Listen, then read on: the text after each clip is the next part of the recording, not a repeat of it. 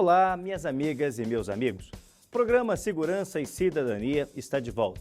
Deixar aqui o nosso abraço afetuoso para o nosso parceiro aqui do Sindipol, inspetor José de Souza Lacerda, meu amigo pessoal, companheiro de luta aí de muito tempo, né? O companheiro nosso aí. Parabéns pela administração aí na nossa sede campestre aí de Lagoa Santa, que está lotada nesse verão, né? Nesse mês de janeiro.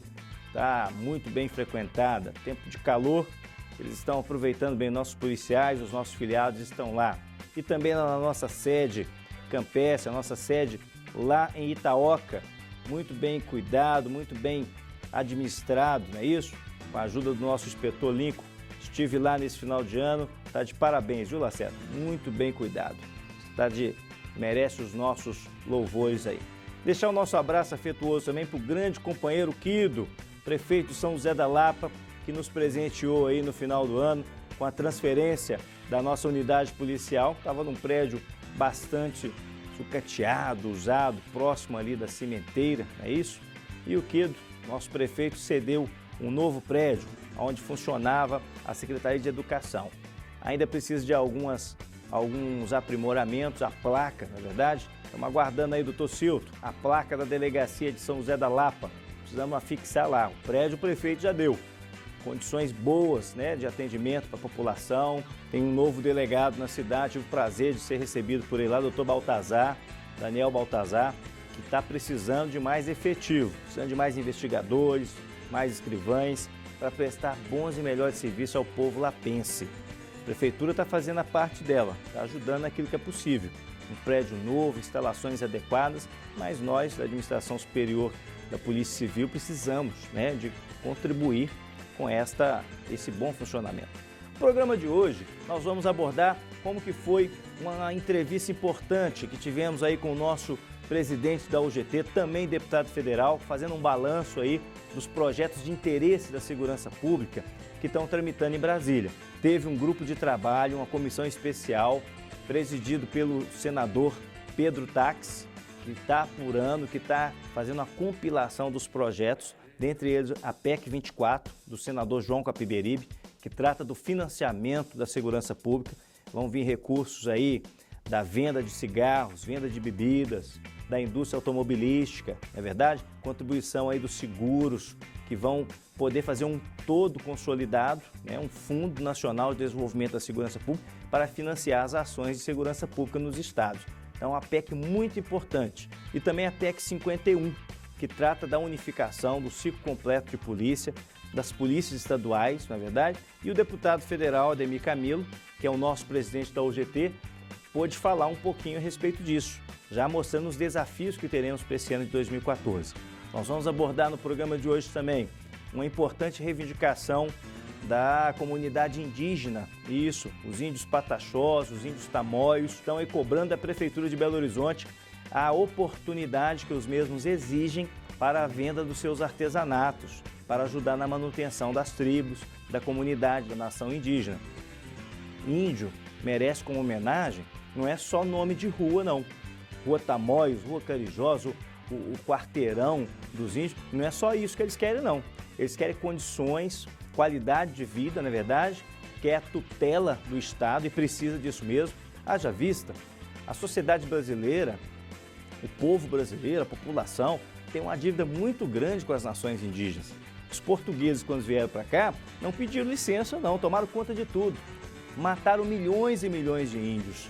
E agora, eles que eram os verdadeiros donos da terra, não têm nem lugar para expor os seus artesanatos. Então é uma crítica muito dura que se faz à Prefeitura de Belo Horizonte e precisa dar solução para isso. Os índios têm tutela constitucional prevista na nossa Constituição do Estado e se não houver esse cuidado, acaba indo por esse caminho. E é exatamente isso que a gente não quer. E o programa Segurança e Cidadania vai abordar tudo isso hoje. Eu sou Denilson Martins e o programa Segurança e Cidadania começa agora. Muito bem, Denilson Martins, eu estou aqui no centro de Belo Horizonte, na Praça 7, esquina de Afonso Pena com Amazonas, e ladeado por índios pataxós. E nós vamos saber a realidade do índio pataxó em Belo Horizonte. Tem uma informação que o Poder Público Municipal deseja tirar o índio do centro de Belo Horizonte. Isso é verdade? É verdade, sim. Nós, Pataxó, a gente sempre esteve presente dentro de Belo Horizonte, né? Inclusive nós temos parentes que são nascidos aqui em Belo Horizonte, né? São indígenas. E tem esse trânsito do Pataxó da Bahia, do Pataxó de Minas. Aqui passa etnias do Brasil e do mundo, né? Então nós estamos pisando no nosso solo, porque nós indígenas, nós não temos fronteiras. Aonde nós chegamos, nós estamos na nossa casa, né? Porque para nós estarmos aqui hoje, nós tivemos a nossa casa destruída. A nossa floresta foi deitada no chão para que vocês, não indígenas, construíssem as riquezas de vocês, os prédios de vocês. Antes aqui era floresta, não é mais. Nossa aldeia é cercada por soja, por fazendeiros que criam gados, né? Então a nossa riqueza foi destruída. E hoje nós vivemos da venda do artesanato, né? Então o índio circula pelo Brasil inteiro para vender o seu artesanato. Então a gente quer conscientizar a população. Nós não estamos invadindo Belo Horizonte, assim como saiu no jornal hoje. A grande mídia, ela distorce as informações. A mídia não vai lá na aldeia que eu moro para mostrar que nós estamos morando em frente, no meio da soja, que as nossas crianças respiram o veneno que passa na soja. Mas a mídia diz que o índio é um problema social e que o índio não pode expor o seu artesanato. Mas o interesse que a gente sabe do governo é inserir o índio na indústria. E nós não somos para trabalhar na indústria, nós queremos viver natural, na nossa cultura. As dificuldades para nós são muito grandes, né? Porque há uma dificuldade no próprio traslado, né? Que é o ônibus, e o indígena é visto como um outro povo, sendo que é um povo originário aqui das Américas, né? E para nós isso é muito ruim, porque a própria mídia trabalha em desfavor aos direitos indígenas, né? Porque são mídias controladas pelos políticos, que são corruptos e corruptores daqui do sistema nacional brasileiro, né? E isso para nós é ruim. Essa questão de limites de Belo Horizonte, estado do Tocantins, pode ser limite geopolítica, mas para nós indígenas não, porque nós sempre convivemos unidos. Agora hoje nós estamos em territórios separados porque a própria invasão da colonização fez com que isso se ocasionasse, né? Então tem indígenas que moravam aqui na Bahia, que hoje estão em Belo Horizonte, que estão em Minas e outros estão no Tocantins, Goiás, Mato Grosso, mas era um grupo que antes viviam juntos, né? Mas pela perseguição foram obrigados a ser dispersos. E hoje nós estamos reconhecendo, né, que a nossa união é mais forte, porque nós lutamos em prol dos direitos dos povos indígenas, né? E aqui nós vemos a realidade de Belo Horizonte aqui, maltratando os indígenas, né? Deturpando os direitos dos povos indígenas que aqui habitam. E Belo Horizonte aqui é um estado que agrega a todos. Aqui não tem só mineiros, mas tem índios e brancos de diversos estados que estão hoje aqui à busca de trabalho, emprego e renda. E os indígenas também estão aqui comercializando os artesanatos porque necessitam também da sobrevivência, porque o governo não devolve os nossos direitos, né? Fábio mostrou tudo aí com essa entrevista importante com as lideranças do povo indígena. E o que eles estão pedindo, o que eles estão exigindo não é nada fora do normal, nada um absurdo. Isso é o direito que todo cidadão, a livre iniciativa que é garantida na nossa Constituição Federal, tem que ser também dispensada, tem que ser também disponibilizada para os indígenas, sem dúvida alguma. E nós não estamos falando de qualquer tipo de movimento, tem um movimento organizado deles aí, a liderança falou muito bem. E, Fábio, pode colocar à disposição dele o nosso espaço aqui, a nossa dinâmica do Sindicato Cidadão, que está sempre atento a essa situação, na verdade, para que possamos continuar cobrando a Prefeitura, cobrando as autoridades o direito da comunidade indígena. Nós agora vamos fazer um breve intervalo, mas o programa Segurança e Cidadania não acaba. A gente volta já. A Prime Proteção Veicular promove a família e a busca pela felicidade em pequenos encontros, momentos e experiências. E para viver a vida intensamente, nós protegemos você, sua família e o seu patrimônio. Entre em contato e saiba sobre nossos planos de proteção. Temos certeza que possuímos as melhores condições do mercado. Acesse nosso site www.proteçãoveicular.com.br e nossa fanpage Prime Proteção Veicular. Ou, se preferir, agende uma visita dos nossos consultores pelo telefone 31 3273 7744. Vem com a Prime, 24 horas de proteção.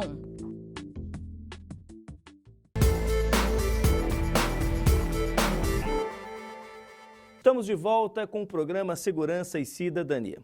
Nós agora vamos para o nosso momento de discussão, de debate sobre um tema muito importante: financiamento da segurança pública e unificação das polícias. Isso. O que isso tem a ver com você, cidadão? Mais eficiência da atividade policial, mais apoio, mais investimento para a dinâmica da segurança pública, que hoje, sem dúvida alguma, é uma verdadeira tragédia. Nunca se houve tanto homicídio, nunca se ouviu falar em tanta violência quanto agora. Em tempos de pleno emprego, apenas 6% de desemprego nesse país, em tempo de economia aflorada, e a violência está explodindo. Vamos ouvir agora o que fala a respeito desse assunto o nosso deputado federal, presidente da nossa central sindical, a UGT, União Geral dos Trabalhadores, deputado Ademir Camilo. É com você, companheiro. Nosso grande parceiro da Polícia Civil, parceiro do programa Segurança e Cidadania, a UGT está permanentemente aqui conosco, levando aos 4 cantos de Minas Gerais a informação forte e positiva da segurança pública e da cidadania.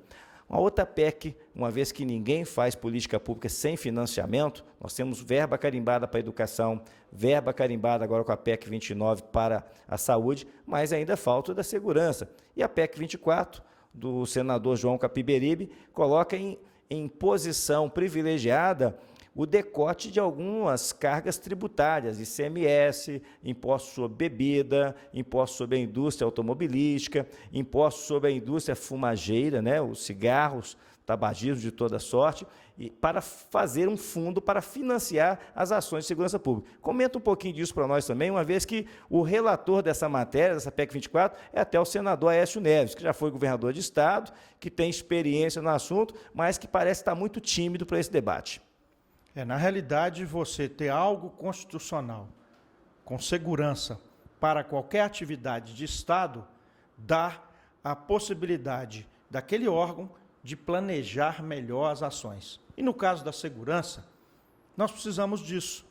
Você saber quanto que você tem para você fazer ações coordenadas, ações de planejamento. Porque hoje não se combate o crime como antigamente, com a força bruta e com o revólver. Hoje você combate, na grande maioria, com inteligência. E essa inteligência é necessário ter recursos garantidos para as ações de segurança. Então, dessa forma, essa é uma PEC que precisa avançar com uma velocidade maior e esperamos que o nosso ex-governador e hoje senador da República possa rapidamente entregar o seu relatório para que possamos avaliar no Senado e depois na Câmara Federal. 2014 será um ano muito rápido, muito corrido. E essas matérias que já estão tramitando há vários anos precisam vir a ser aprovadas e entrar em execução o mais rápido possível. Porque a nossa sociedade, principalmente as famílias mais pobres, estão clamando, estão gemendo, não é verdade? Estão pedindo, estão implorando por melhores prestações de serviço na área de segurança pública, mais segurança para o trabalhador. Não aguenta mais esse assalto todos os dias. Nós vimos aí recentemente, aumentou o número de estupros, coisa que já havia sido controlada, que a sociedade não tolerava mais e agora está voltando. Isso não podemos permitir mais. E o senador João Capiberibe, do PSB, na verdade, teve uma compilação interessante. Trouxe um projeto, a PEC 24, que oportuniza esse momento da criação de um sistema único de segurança pública, de um Fundo Nacional de Desenvolvimento de Segurança Pública. E para nós que somos de Minas Gerais, o relator da matéria é o senador Aécio Neves. Nós temos que cobrar dele. Entra em contato aí pelo site, na verdade, pela página do senador, para que possa acelerar, possa agilizar o seu parecer a respeito dessa matéria, que é de fundamental importância para o desenvolvimento da nossa sociedade. Não há desenvolvimento sem segurança pública, não é verdade? Sem educação, sem saúde, mas sem segurança pública, o professor não sai para dar aula e o médico não sai para clinicar. E o empresário não sai para fazer o lucro, para gerar emprego e renda. Então, segurança é fundamental para o desenvolvimento da sociedade. Nós agora vamos fazer um breve intervalo, mas o programa Segurança e Cidadania não acaba. A gente volta já.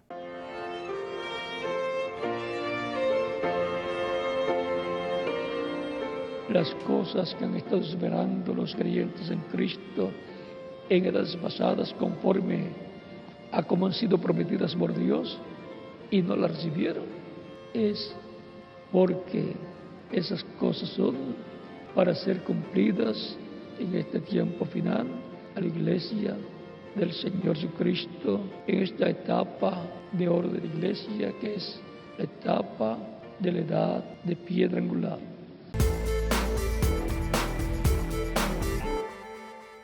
Estamos de volta aqui com o nosso terceiro bloco do programa Segurança e Cidadania. E vamos agora para o nosso momento GT. Isso, a União Geral dos Trabalhadores traz toda semana aqui o debate sobre um sindicato, um membro filiado de fundamental importância para a dinâmica do mundo do trabalho. E também no momento das parcerias estratégicas com os companheiros do Recivil, que é o Sindicato dos Registradores Oficiais de Minas Gerais, muito bem presidido pelo nosso grande companheiro Paulo Risso. Aquele abraço para você, Paulo. Muito bem conduz o nosso sindicato aí. Agora comigo na tela.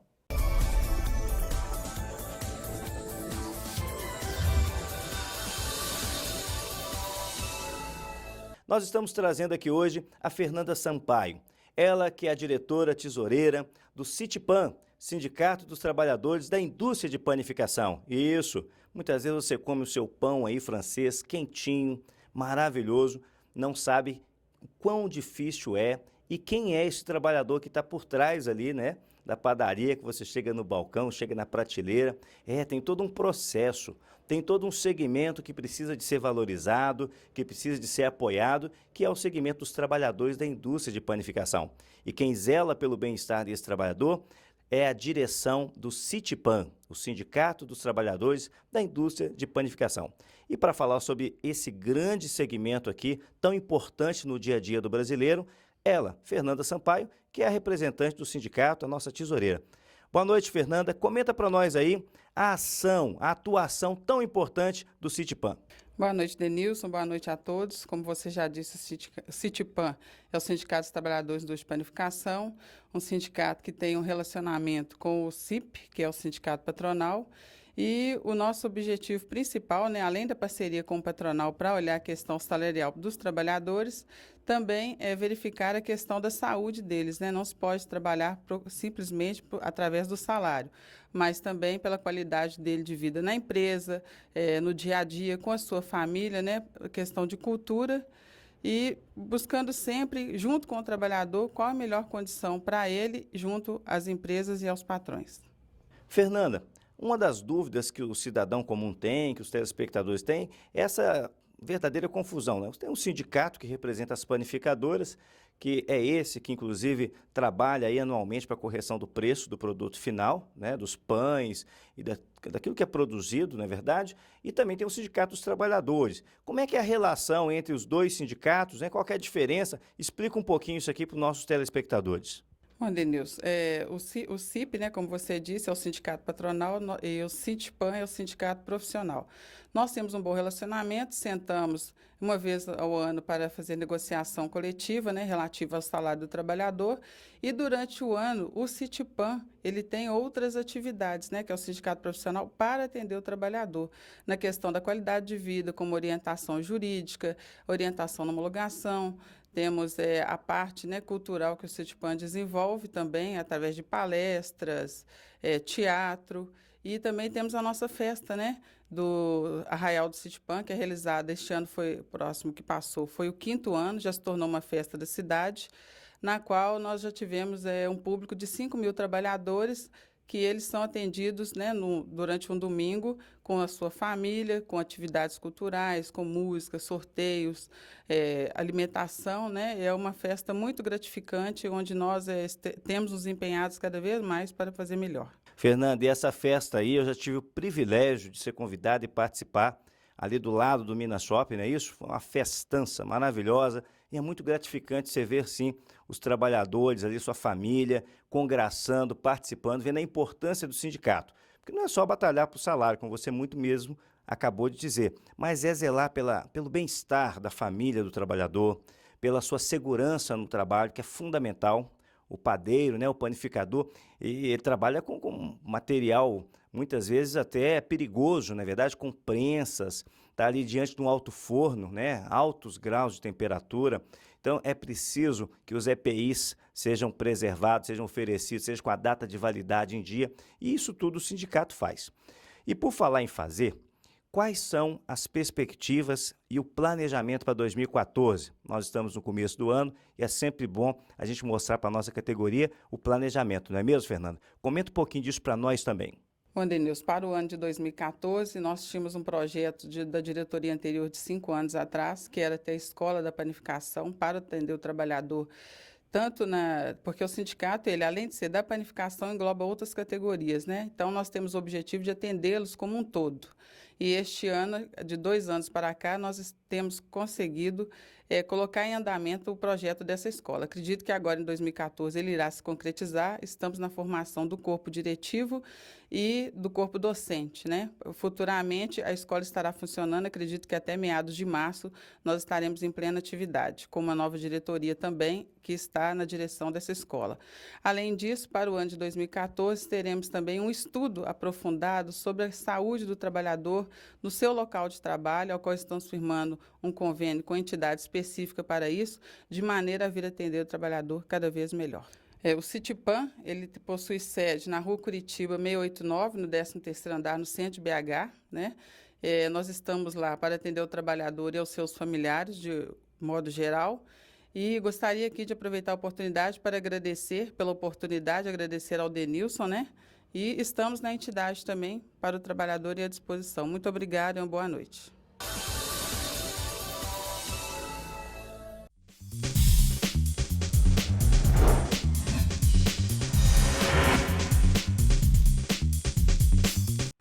Olá, está começando mais um Momento Recivil. No programa de hoje vamos falar sobre a recente resolução do Conselho Nacional de Justiça que proíbe a recusa do casamento civil e da conversão da união estável em casamento entre os casais homossexuais. E quem vai falar com a gente sobre esse assunto hoje é o especialista em direito notarial e registral e registrador civil da cidade de Ervália, Leandro Correia. Leandro, para os casais homossexuais, o que muda na prática com essa resolução do CNJ? Primeira mudança que é importante ser ressaltada é o reconhecimento estatal disso, né? Porque a gente ainda não tinha, tratando especificamente do casamento e da conversão, nenhuma manifestação do Estado de forma genérica. O que a gente tinha eram decisões pontuais e com a manifestação do CNJ agora há uma manifestação do Estado brasileiro em relação a essa permissão. Para os casais, o que muda é que a eles não vai ser mais exigida aquela busca pelo Poder Judiciário para conseguir garantir o seu direito reconhecido de casamento ou de conversão. Basta que procure a serventia para iniciar o procedimento de casamento ou conversão. E para o cartório, muda alguma coisa? Muda, porque primeiro é importante a gente destacar que não havia nenhuma orientação dos cartórios, né, das serventias, em recusar esse serviço e esse atendimento. O que havia, por exemplo, aqui em Minas Gerais, era a decisão da nossa Corregedoria Geral de Justiça proibindo a habilitação, dizendo que que o casamento entre pessoas do mesmo sexo não existia no ordenamento jurídico. Então, o que os oficiais estavam fazendo era obedecer a essa manifestação da Corregedoria e só faziam em contrário se alguma ordem judicial chegasse.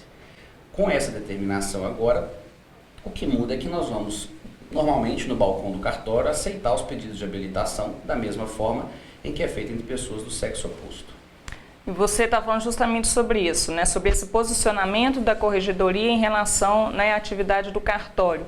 Explica para a gente um pouco, porque muito tem se falado que os cartórios não estão aceitando os pedidos. Explica para a gente como que funciona esse processo do casamento civil. A habilitação do casamento ela é feita perante o cartório de registro civil. As partes pleiteiam essa habilitação para se casar, entregam a documentação corre.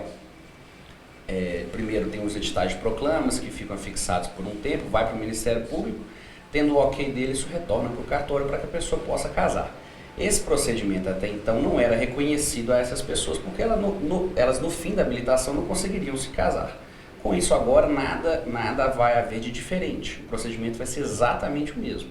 As pessoas do mesmo sexo ou do sexo oposto vão procurar o registro civil das pessoas naturais da residência de pelo menos um deles, que é o competente para fazer a habilitação. apresentar os documentos, o prazo são os mesmos, o que pode ocorrer é a não concordância do órgão do Ministério Público. Hoje a lei, o Código Civil, exige a manifestação do Ministério Público no processo de habilitação, não mais do juiz como era feito antigamente. Tá? Então, quem vai dar um parecer favorável contra o Ministério Público. Então, mesmo com a resolução do CNJ, pode ocorrer do casamento ser impugnado pelo promotor de justiça daquela comarca, caso ele não concorde com a resolução do CNJ ou com a matéria. Então, ele pode impugnar. Impugnando, isso vai para o juiz da comarca. Esse juiz vai ter a palavra final, se esse casal vai se habilitar ou não. Tá? Disso cabe recurso às partes, vão procurar o direito delas. Mas o cartório, a serventia, o oficial de registro civil, por essa recomendação do CNJ, não pode recusar o serviço, receber o procedimento e dar a ele o trâmite legal, sob pena de ser responsabilizado por isso. É o que diz a resolução. E se por acaso algum cartório se recusar, o casal pode fazer alguma coisa? Se o cartório se recusar a receber essa documentação, a processar a habilitação, a própria resolução diz que as penas serão as administrativas. O que quer dizer isso? As partes têm que procurar naquela cidade o juiz diretor do foro, da comarca, que na verdade é quem representa o corregedor naquele local. Então essa é a autoridade que vai aplicar as penas cabíveis, vai determinar que cumpra a resolução, etc. Na Grande Belo Horizonte ou de forma geral, se não quiserem procurar a direção do foro, podem procurar a Corregedoria Geral de Justiça aqui em Belo Horizonte.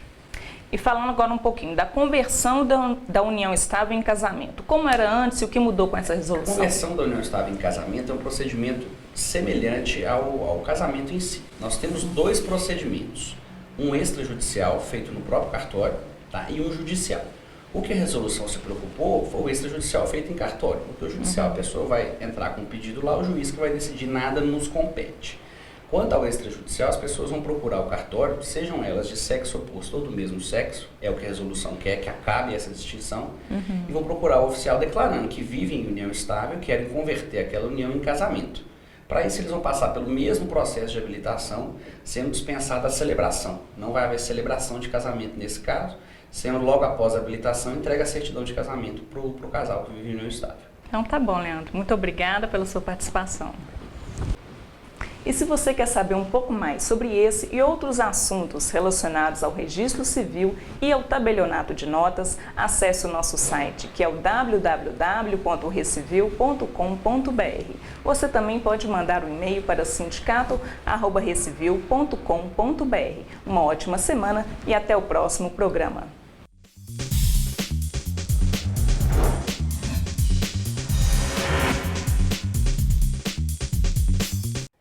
Ok, muito obrigado, meus parceiros. Aquele abraço aí para o Ademir Camilo, para a Fernanda, para o Keiferson. Mostraram muito bem aí o dia a dia do mundo do trabalho. A você, Paulo Risso, nosso grande parceiro aqui, que tem conduzido de forma sine qua non o nosso Recivil. Você, telespectador, que pôde nos acompanhar mais uma vez aqui nesse sábado, nosso muito obrigado.